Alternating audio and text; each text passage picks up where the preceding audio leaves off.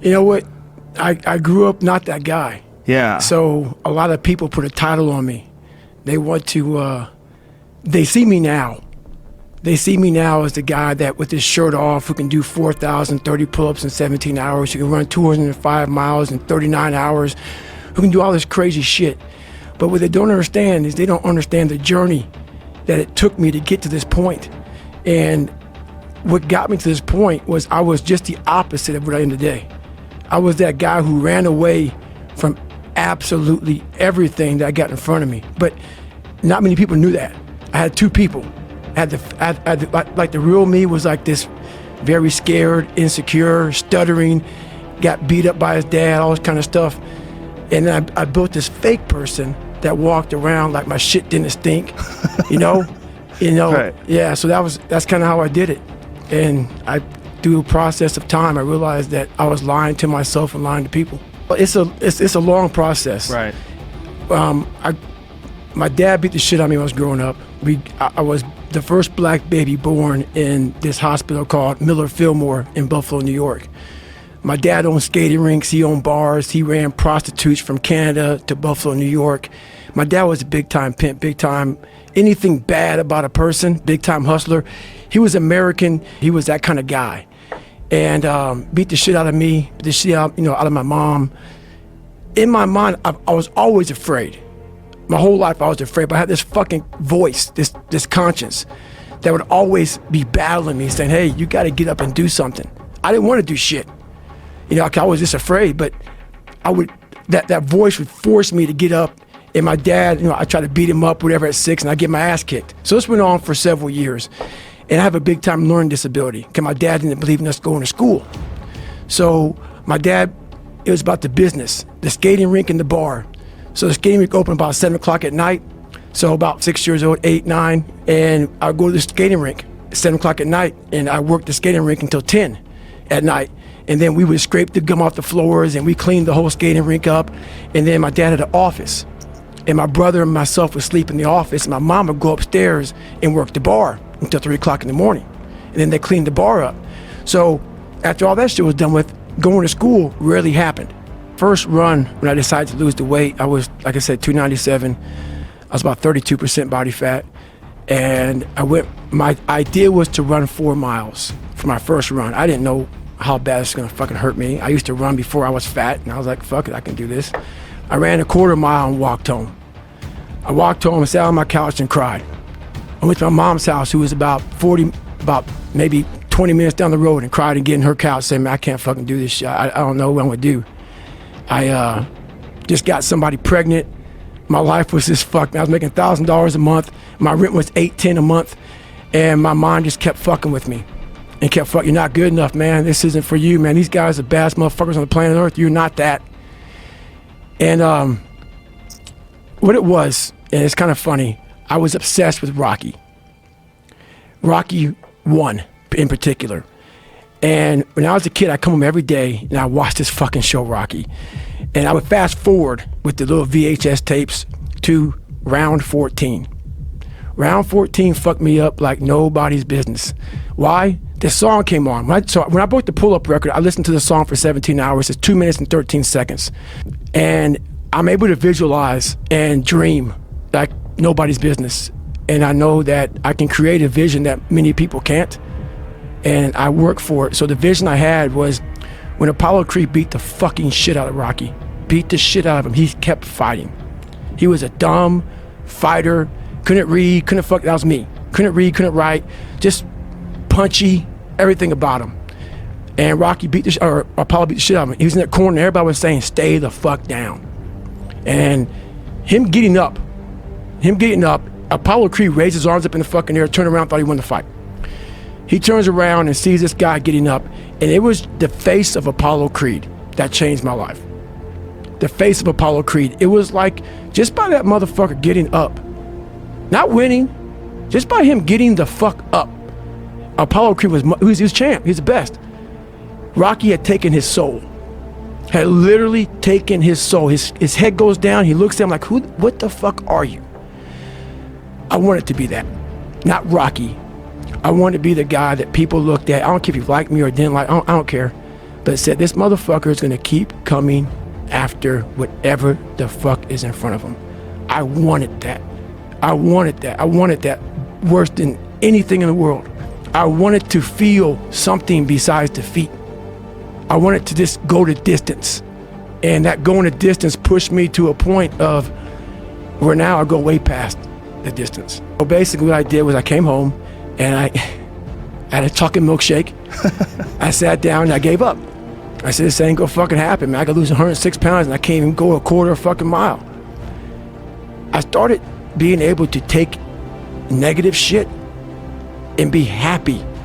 And this whole, I say what if a lot, it sounds corny and it sounds weak, but it's true. One of the recruiters said there's not many black Navy SEALs. Matter of fact, I was the 36th African American SEAL in history. It's in over 70 years.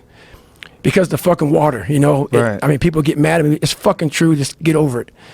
And so I was like, man, what story would it be if my fucking fat, dumb... So I guess a lot of times in my life, I would see people, and it probably was a direct reflection of who I was. And I would get mad at them, but in reflection, it's probably just getting mad at myself. I got my milkshake, took Rocky. I said, you know what? I was big time in Rocky and Platoon. Why Platoon? I love to see people who were getting beat down, and there's scenes. There's scenes that just drove me, and people in my Hell Weeks, you know, I was in 3 of them, they'd always hear me singing these songs, humming these songs in torturous situations. When everybody's quitting this fucking code, I would be somewhere gone, somewhere fucking gone, and somewhere fucking dark as shit. There's a scene in Platoon when Barnes shoots Elias, and through the woods, the Viet Cong is chasing Elias through the woods, and they're shooting him in his fucking back. And all he wants to do is get to the fucking chopper. He's getting shot in his back, he's getting up, he's getting shot in his back, he's getting up. And you see this guy just fighting. I love the fucking guy who just fucking fights. And so I put these things in as reminders that you're gonna have to fucking suffer, man. This fucking 0.25, man, this is, man, you're gonna have to fucking suffer to go from this fat, insecure motherfucker to one of the best guys on the planet Earth. This journey is gonna take something that is gonna be incomprehensible to most people. And these different visualizations, how I visualize in my self-talk, it became so nasty and dirty that I almost liked the fact that I went 0.25. So it became from being defeated to like, man, all right, motherfucker, maybe tomorrow we can go 0.75. You know, it just became this different mindset. I turned negatives into positives. I don't talk about it a lot, but the stress of my life getting to 24 caused me to have some serious psoas issues. I didn't know anything about this shit. The psoas muscle is what we use. It's your hip flexor muscle. And basically under stress, it starts to tighten up. And I stuttered from the time I was in 3rd grade, the time I was in 7th grade, white blotches on my skin. I was a nutcase. And so the insides of me are also getting fucked up. So in this process, so I'm 6'1", but my muscles were like 5'9". So the more I stressed my body with the workouts, my lower body became out of balance. So I had a bunch of stress fractures, a bunch of injuries going through buds. And how I got through buds was they gave me my 3rd time, was my last time going through Hell Week. I basically put a black sock on at 4 o'clock in the morning, and I would get duct taped. I had numerous stress fractures on both of my legs. I was pronating it really bad and putting stress on my shins. And so I would put duct tape. I would duct tape my feet. So the foot goes to the shin, and how you move this, where the tape was so tight, it just created a nice ulcer right there. And I just kept going through it. And for the first 30, 45 minutes, the pain was excruciating, but then it would go numb. And whoa. I would go numb, and then that's how I got through. Basically, over the last 5 years, everything I've done in my life, I did it being very unhealthy. I'd never talked about it. I just kept going. And it cost me pretty much, I was choking my insides out. Adrenal issues, tons of adrenal issues, thyroid issues, anything with the endocrine system pretty much shut down on me. My organs were pretty much shutting down. And I went from a guy who could run 205 miles to a guy who couldn't get out of bed. And so what happened was all the shit I did to myself, the stress I was under, physical, mental, all kind of shit, it just choked me out from the inside, and doctors put me on all kind of medication. and the medication started doing the exact opposite. I was on cortisol, all kind of shit to get my stuff. I had like this lump in my throat from like the heart was always, I couldn't run down the street. My body was just jacked up. Couldn't sleep. My whole body was just down, shutting down. I could give you a lot more than that, but just to give you an example, I was fucking dying. And so I couldn't do anything. I went from a guy who was this guy to a guy who can't do shit. And doctor's like, I don't know what's wrong with you, man. You know, your labs are this. Is it PTSD? Is it, what's going on? I knew it wasn't any of that shit. So I sat in the bed one day and I realized, man, my life is over. This is it. But it gave me time to reflect on everything I had accomplished. Cause I'd never taken time to reflect on the kid I was to the man I am now. So honestly, the time I wasn't working out, it was the best time of my life because I got a chance to really reflect back and be proud of who I became. I think it's both. I think some are actually born with some genetic freakishness. I was not. And what people do so well with me is that they forget the first fucking 4 chapters of that book. And all they fucking do, you know, as you read, you start to forget shit, and then you start to hear about running on broken legs and fucking all that sort of shit. And he's must be, oh my God, pull-up records and this and that. Fucker, don't forget the first 3-4 chapters when I couldn't read as a junior in high school, when I hid out, where I got beat so badly that I became afraid of every motherfucker that ever lived on the planet Earth. Everybody. I had to reinvent a human being. I sat at home for so many fucking nights by myself, broken, not just physically, mentally, spiritually, like that chart we have up here with the fucking charity and the fucking family and all that shit. I was looking at it yesterday like this. Fuck. Mental toughness, strength, power, shit. I'm like, fuck, man, I was fucked up. But then I sat back and said to myself, I invented a motherfucker. I actually sat back when I was fat, nasty, out of shape, miserable, and created a human being in my mind that didn't even exist and said, that's what I want to be. I want to be that guy. I want to be a guy that's capable of doing exactly what I'm doing today. And you have to, if you weren't born that guy, that mentally strong guy, he can be made. Woman, man, whatever the hell you are. It can be made.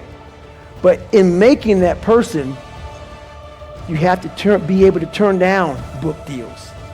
You have to be who the fuck you are every day of your life and never care about anybody who gets in your way that said you're not doing something the proper way. I was always afraid of people not wanting to, like, when you get beat as bad as I did, I lied all the time. I wanted to be accepted and loved and all that shit that I created about 50 people. Whatever you like, I like. Just if you would be my friend, just be my friend. And that's where we get lost in life. If you don't get over that, you're doomed. Because what happens is this, you start to create a whole bunch of people that aren't even yourself. You never figure out who you are. You never live up to your dreams, your ambition.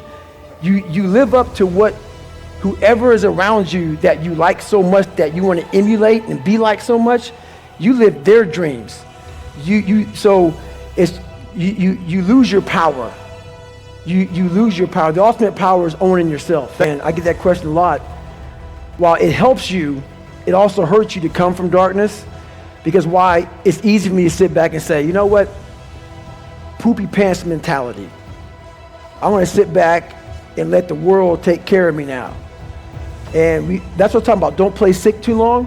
While my childhood was so messed up, I played sick way too long, and I almost lost tons of opportunities by playing sick. Because it feels good to play sick. My dad beat the fucking shit out of me, man. I couldn't read. I can't read. You know, when I was a junior in high school, I couldn't read. If you live that life, it feels good for people to, oh man, you know, that's just David, man. He's just not real smart, and he had a bad life, and you get a get out of jail free card. That's nice. It sucks doing what I had to do to get here today. That was not fucking fun. That darkness is, there's nothing that dark to drive me to the places I had to go to become successful. On the flip side of that, if you come from a silver spoon family, you have to realize, fuck, There's people out there like David Goggins who had nothing, fucking nothing. And I've had all this opportunity in front of me, and I'm a loser. I'm not shit. So what does that say about me? The conversations are very similar. You have all this opportunity, and you've gone nowhere with it. I'm at the bottom of the barrel, and it could take me a lot longer just to get where you're at for the starting line, to be fair. It's fucking hard. When your dad, when your mom, when you get beat and you don't fix yourself, and then you get a family, when you don't fix yourself, if you're 20 years old, you get a girl pregnant, you're not ready for that. When you're a young kid, 4, 5, 6, I'm not like giving him a get out of jail free card. The man needed fucking help and never got it. So therefore, me, my mom, my brother got demonized. We got fucked up. So I understand where the demon came from. That drive there, because it's a fucking 8-hour drive, terrified. I had to become a man on that drive because every hour I got closer to Buffalo, I lost 5 years in age. I went from 24 to 19, and then from 19 down. And I walked in that fucking door, I was 8 again. And my mind was like, it was just fucking, but when I left, I got 10 years back. I'm not a shrink, I don't fucking know all that shit, but I know one thing, I am a practitioner. Most people study shit. I actually got a chance to live it, feel it, sense it, be in it, feel the emotion of it all. And that's why I can talk about the way I do, because I know how most people feel who are fucked up. Well, the most important thing about all that is you have to go, there's always a blockade. There's a barrier in your brain. There's a barrier. You gotta find out what kind of removes that barrier from your brain. My biggest barrier was my father. And once I removed that barrier, I was free to think. And once I felt good about myself, I was free to put action in. I never felt good about myself. I never felt good about myself. Whenever I would get somewhere, the demon would come back, put me right back in the cage. If you don't go back, like I'm a runner, left knee hurts. A lot of people focus on that fucking left knee. A lot of times it's your fucking right hip. And that's about life. You gotta figure out what has messed you up mentally. Go to the source. Go to the source. Go to the origin of the source. And that's what I did to myself.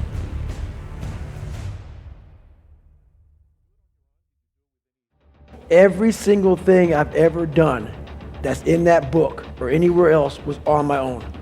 Everything. My mom worked 3 jobs. I was raised in a town of 10,000 people where the KKK marched in the 4th of July parade in 1995. There wasn't a lot of fucking help.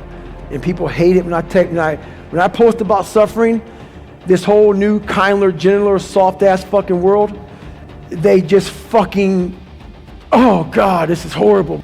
Suffering, if you know how to do it without making it out to be like, oh, I'm not talking about you have to go through cancer. But I guarantee one thing, man, I bet you're a better motherfucker mentally if you look at it the right way. Everything I went through in my life, every bad fucking thing I went through in my life, the 2 heart surgeries, all the name calling, everything I went through. If you learn how to flip that motherfucker on top of his head and say, hang on, there's so much power in this fucking thing. And if you look at life as it is a trial ground, a testing ground for where you need to belong, where you need to go, suffering is a fact of life. And if you look at suffering the right way, it's a great tool to callous your mind. If you look at it as suffering, woe is me, this is bullshit, God, kicking rocks. If you look at it like, okay, motherfucker, you're testing me now. I get it. Whenever I'm being like depressed, I go through depressed moments, I go, oh, hang on. I'm getting tested. So you have to be aware of all the signals and signs that are being given to you from the world. One of them is if you feel bad, you're being tested. How are you going to perform under that? I invented this thing called the cookie jar when I was growing up. You know how your mom my mom We were real poor, and she would go by and get these fucking cheap-ass cookies from Aldi's, and she would just dump them in this cookie jar. So sometimes you reach in the cookie jar and you pull out a fucking mint cookie, maybe a chocolate chip, maybe a peanut butter. So my cookie jar is, we forget how badass we are in hard times. And that cookie jar, look at it as a fortune cookie. You reach in that motherfucker, you pull out a fortune cookie and you read it. What we do in life is, we've all gone through suffering. We've all gone through hard times and we've made it. But when you're in the midst of suffering, what our mind does is this. You think about the now and there's no strength in it. God, I'm going through cancer. I'm going through this. I'm going through that. What I've learned to do in hard times is take a step back, give myself, it's called my 1 second decision. I take a step back before I want to quit something, before something gets hard. I say, hang on there. You were one of 5 kids in the all white. You taught yourself how to swim, how to read and write. You went through 3 fucking Navy SEAL Hell Weeks. You went through Ranger School. You went to Delta Force selection twice. You've run 200 miles. You've run 256 miles. You've done 4,000. Those are cookies. When you're running fucking a 7K while we laugh about it, it's all relative. And you're fucking hurting. You've had cancer 3 fucking times. And you're here. It's a big fucking cookie, man. So you reach in your fucking mental cookie jar, you pull that motherfucker out and you read it. Lost my brother. Cancer. Not once, not twice, 3 times. And I'm still fucking here. And I'll know the rest of your life, that's just a snippet of what I fucking know. So that's what I do when times get hard, is I remind myself I'm a bad motherfucker.